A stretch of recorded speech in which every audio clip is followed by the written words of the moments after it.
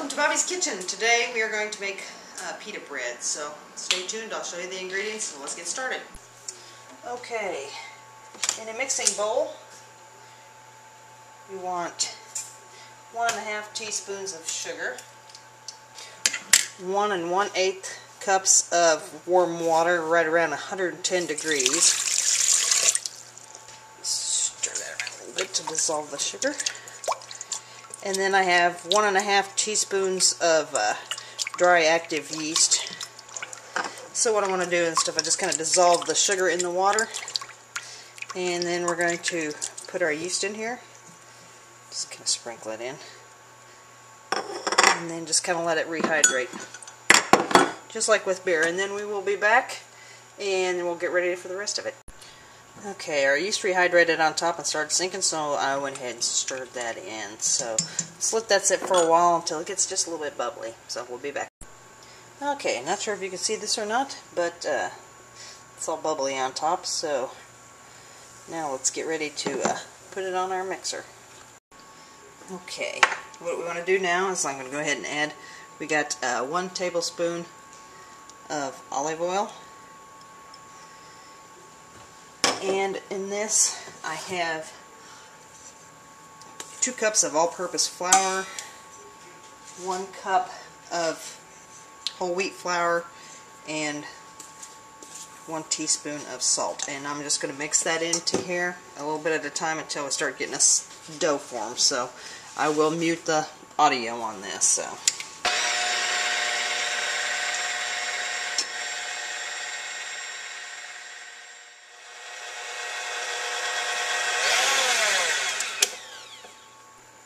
Okay, what I want to do with this now is I'm going to let it rise, for probably, about an hour or whatever until it's pretty much doubled in size. So we will be back. Okay, it's been about an hour and you can see how much this is raised up. So now what we're going to do is we're going to turn this out on a lightly floured countertop and roll it out and cut it into 8 different sections. So we will be back. Okay, I washed and dried my countertop. So now I'm just going to sprinkle a little bit of flour on here.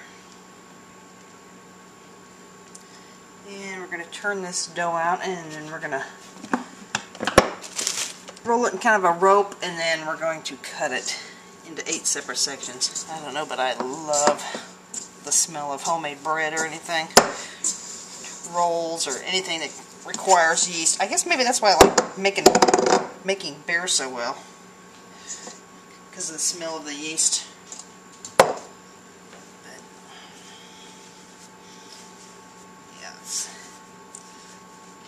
Quite a bit of air in there. I can feel it in the roll. And want to roll this kind of into a log and then cut it into 8 different pieces. Eat this just a little bit. Might have a little too much flour, so if you get too much flour, just move it out of the way. That's fine. And there's a recipe place that I really like to go to get recipes, and that is allrecipes.com, and I will put a link below.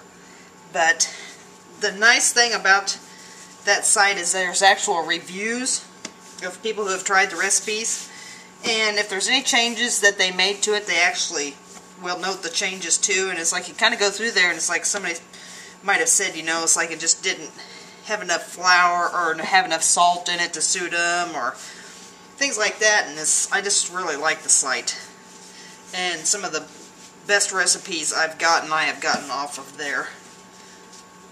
So let's cut this up into different sections. So cut that in half, cut it in half again.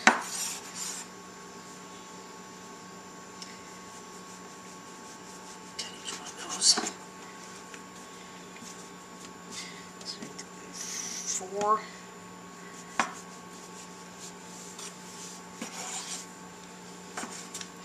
5, 6, 7, and 8. So let's pull this flour back over here, back out of the counter. And now we're going to take a rolling pin and roll those out. So it's just like with anything and stuff, you want to make sure that it stays floured so it doesn't stick to the rolling pin. And what we're going to do is we're going to roll each one of these out into roughly the shape, probably about like this size, because by the time you cut that in half, that'd be a good size for a sandwich for an individual person. So we're going to roll these out, and then we're going to cover them back up and let them raise for another 30 minutes, and then we're going to put them in the oven. So just kind of try to get it as round as you possibly can with each one of these. It's like I said, stuff I might want to wait for a while and let them rest for just a minute so the dough's not fighting me quite so much. But I mean, they don't have to be perfect. The ones in the store are, but hey, these are homemade. That's more fun. Okay, just a little bit. And I have noted from the recipe that suggestions that the thinner that you can roll these, the better. So let's get that. Sprinkle a little more flour on there. I just don't want it sticking.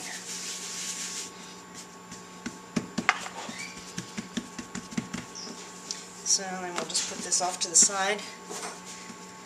Then we will come back to it in just a minute. Okay, we've got these all rolled out now, and granted they are not perfect, but it's artisan bread. It's not supposed to be perfect. So now what I'm going to do is I'm going to wet a tea towel, and then I'm going to lay it over the top of those and let it sit for 30 minutes. Okay, here we have a warm wet tea towel that I have wrung out so it's not soaking wet. And we're just going to cover these up and let them sit for 30 minutes, and then we will be back. Okay, the instructions said to put it on a cooling rack and put it directly on in the oven. So let's do that, and then we'll be back. Oh, and I think I forgot to mention that this oven is set at 500 degrees, so it is very hot. So it's like I said, I know that it only has to cook for like a couple minutes, and that's all it takes. So hopefully that'll poof up like it's supposed to. I'm hoping anyway. Even if it doesn't, I can just eat it like flatbread. So this is the first time doing this, so we'll see how it turns out. It is poofing. You can see this edge over here is coming up. Then you're supposed to put it in a brown paper sack.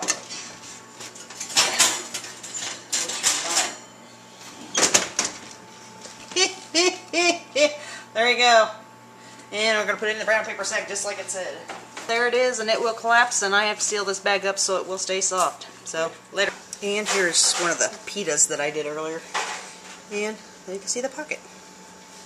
So they're real nice and soft, so should make a really good sandwich. And what you do with these is you just go ahead and you can go ahead and cut them in half, and then just put them in after they've cooled completely. Put them in a plastic bag and then just seal them up and put them in the refrigerator, and they'll last approximately a week in there. So if you can also put them in the freezer if you'd like. If you're not going to eat them right away, they can be frozen. So, and I got some chicken salad here that I made. You can see that or not. So what I'm going to do, Lord, it's hot out there. Whew. Crazy day to brew.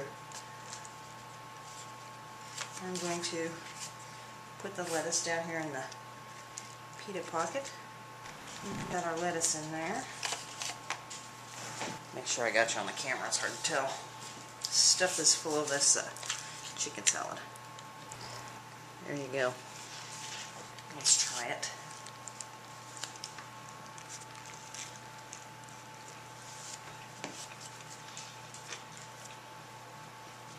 Oh my.